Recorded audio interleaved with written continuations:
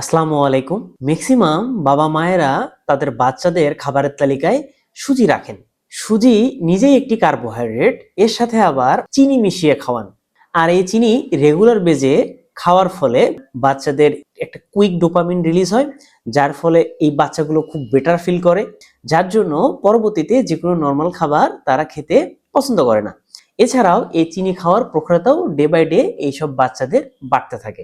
এই সকল বাচ্চাদের এই চিনি মিশ্রিত যে সুজি খাওয়ানো হচ্ছে, এ থেকে কোনো পুষ্টিগুণ তো পাচ্ছেই না, বরঞ্চ তার অর্গান সিস্টেম ক্ষতির সম্মুখীন হচ্ছে। এর ফলে এই সুজি থেকে যে গ্লুকোজ বা সুগার এবং অ্যাড করা সুগার সব হিউম্যান বডিতে টিজি হিসাবে বা ফ্যাট ফর্ম হিসেবে স্টোর হচ্ছে, এবং এই চিনি রক্তে যাওয়ার সাথে সাথে আমাদের ইনসুলিন লেভেল স্পাইক করে, আর এই ইনসুলিন নিঃসৃত হয় আমাদের প্যানক্রিয়াস থেকে। এইভাবে বাচ্চাদের ছোটবেলা থেকে এই প্যানক্রিয়াসের উপর প্রচুর পরিমাণে প্রেসার পড়ছে।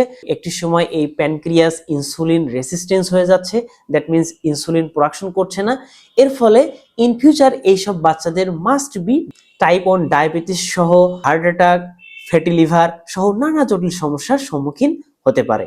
সুতরাং আপনি এই চিনি মিশ্রিত সুজি অ্যাভয়েড করে অবশ্যই পুষ্টিগুণ সম্পন্ন খাবার আপনার শিশুকে খাওয়াবেন।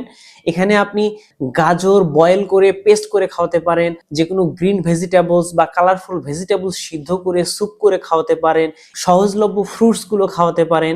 এছাড়াও একটি বাচ্চার ক্যালোরি মেইনটেইন করে খাবার দেয়া যেতে পারে।